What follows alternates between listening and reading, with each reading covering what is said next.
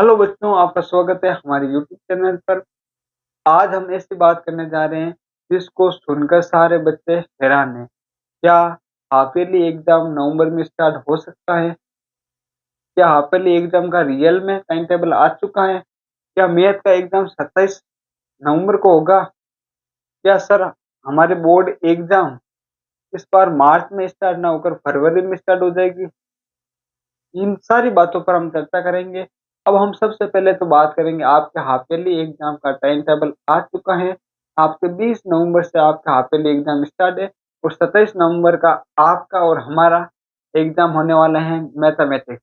उसके बारे में हमें क्या रणनीति होनी चाहिए, क्या प्लान होने चाहिए, अब तक का हमारा सफर कैसा रहा, हमारी तैयारी कैसे मजबूत हो सकते हैं, सर रिविजन कैसे करें, सर माँ के ताल सिलेबस की कंप्लीट हो रही हो, क्या कारण है कि सर हमारा अभी सिलेबस 50% है, 70%, 90% हो गया, सर हमारे कोर्स कंप्लीट हो गया, हम रिवीजन कैसे करें, सर क्या चीज़ इम्पोर्टेंट है, सर पीवाईसी क्वेश्चन इम्पोर्टेंट है क्या?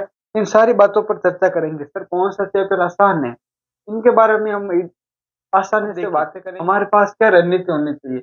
हमारा हाफ ईयरली एग्जाम 20 नवंबर से स्टार्ट है, तो सबसे पहले अगर आप हमारे साथ ऑफलाइन जुड़ना चाहते हो तो हमारा पाथफाइंडर इंस्टीट्यूट मेड़ता सिटी है, जहाँ पर आप हमारे से ऑफलाइन जुड़ सकते हो।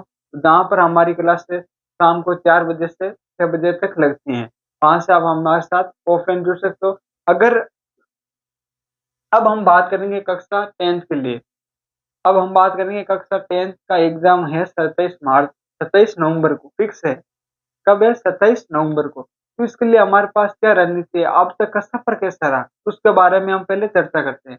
देखो, half yearly exam 2025-26 class 10th के लिए अधिकतर बच्चे का एक ही जवाब है कि सर हमारा तो अभी तक तो सिलेबस ही क्या है, पेंडिंग है। सबसे बारे में यहीं से स्टार्ट करते हैं। सर हमारा तो अभी तक क्या है, सिलेबस ही पेंडिंग है। आपको एक बात बता दूं, जो भी बोर्ड क्लास है 10th और 12th, उसके अंदर 100% सिलेबस आने वाला है। कितना परसेंट? 100%। सर हमारा तो सिलेबस पेंडिंग में चल रहा है, अभी तो हमारे 70% कोर्स हुआ है, 80% हुआ है। किसी किसी के स्कूल के अंदर तो अभी 50% कोर्स हुआ है मैथ का। अधिकतर मैक्सिमम स्टूडेंट के अभी तक सिलेबस भी कंप्लीट नहीं हुआ, पेंडिंग के अंदर चल रहा है। पहली बात तो ये। दूसरी बात, हम यहाँ पर करते हैं सफर कैसा रहा। जो अभी देखो, जुलाई, अगस्त, सितंबर, अक्टूबर, 4 महीने बीत चुके हैं। इन 4 महीनों में हमने क्या किया है? बेटा आपको बात बता दूं, आप जब से पढ़ने स्टार्ट हुए थे, फर्स्ट से लगाकर अब आप 10th के अंदर आ चुके हैं। सबसे अपने लाइफ के अंदर सबसे बेस्ट क्लास अगर कोई चूज करना चाहता है ना, वो 10th क्लास है। अपने पूरी लाइफ की 10th तक नहीं है, तो आप फर्स्ट से स्टार्ट कर दो। जहाँ तक आप एमए, बीएड, पीएचडी कुछ भी कर लो, वहाँ की सबसे शानदार क्लास कौन सी है? 10th क्लास होती है। क्योंकि यहाँ से हमें सेल्फ स्टडी करने का पता चलता है। सेल्फ स्टडी भी क्या होती है, यहाँ से हम रट्टा विधि भी स्टार्ट करते हैं। रटना कैसे है, किसी चीज को अगर वो हमें नहीं आए तो हम उसको कैसे रट सकते हैं। हमारे एक जगह बैठ कर पढ़ने की हम हैबिट डालते हैं, और यहाँ से ही हमें अपने आप को थोड़ा सा बहुत सारी चीज़ों से हमें दूर होना पड़ता है।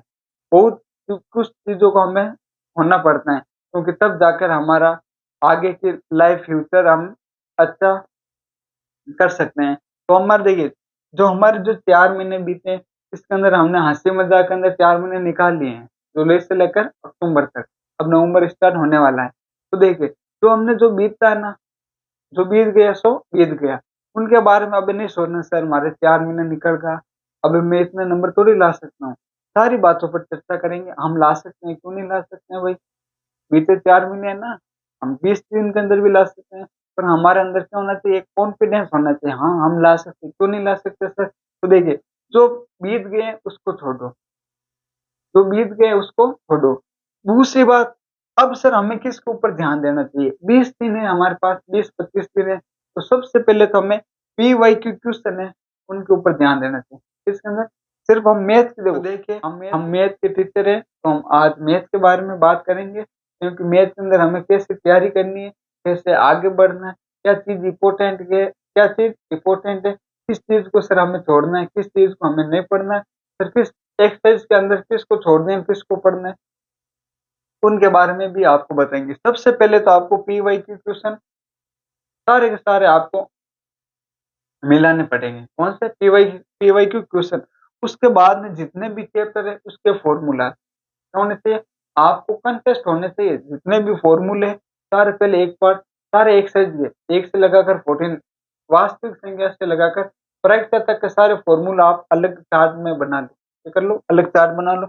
उसको दिन में 3 बार देखा करो, 3 बार ही उसको रीडिंग मारो। सुबह, दोपहर, शाम 3 बार उसको रीडिंग मारो। फॉर्मूला, और फॉर्मूले के बाद में सबसे ज़्यादा मेरा जो भी आपके एक्सरसाइज है उसकी प्रैक्टिस करो। जितना ज़्यादा अभ्यास करेंगे उतना ही आपके अंदर निखार आएगा। क्या आएगा? निखार आएगा। जितना ज़्यादा हम अभ्यास करेंगे अपने हाथ से और अपने कलम से, उतना ही हमारे अंदर ज़्यादा निखार आएगा। तो हमें सबसे ज़्यादा क्या करनी है? प्रैक्टिस करनी है। प्रैक्टिस की करें तो क्वेश्चन है आपको, जो नहीं आ रहा है वो आपके सर से पूछो।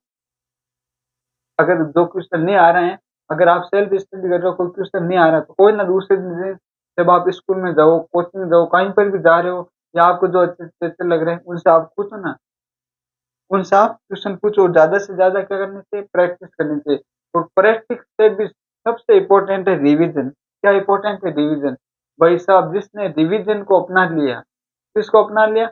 वो गारंटी से कहता हूँ, हाफिली एग्जाम के अंदर 95 प्लस परसेंटेज मैथ के अंदर अचीव कर सकते हैं। सिर्फ किसके अंदर ध्यान रखना है? रिवीजन के अंदर।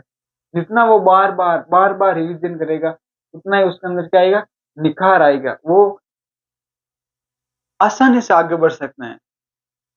अगर हम किसी, और आपको पता ही भी है कि अगर हम किसी चीज़ को जितना ज़्यादा वक़्त देंगे, हम उसी के जितना करीब पहुँचने हैं। अगर हम, यह बात आपको बेटा पता है कि हम किसी चीज़ को जितना टाइम देंगे,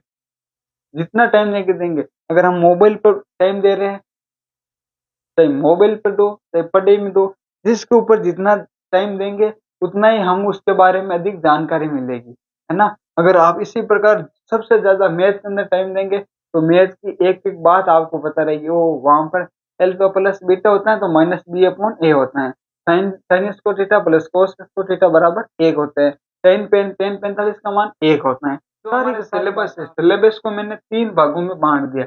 ईज़ी, मिडल और हार्ड के अंदर। एक तो ईज़ी, तो इसमें से कुछ चैप्टर ऐसे हैं वो हार्ड ईज़ी है, बिल्कुल ईज़ी है।